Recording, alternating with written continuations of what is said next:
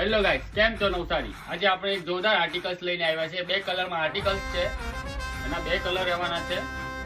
Pure Lucknowi પર છે આખું. આ ટાઈપનું ટોપ આવશે. નીચે બોટમ પ્લાઝો વેરમાં આપેલું છે. બ્લેક કલર છે અને બીજો વ્હાઇટ કલર છે. એનો બહુ શાનદાર કલર છે. જોરદાર આર્ટિકલ્સ છે. આખું લખનવી વેર પર છે.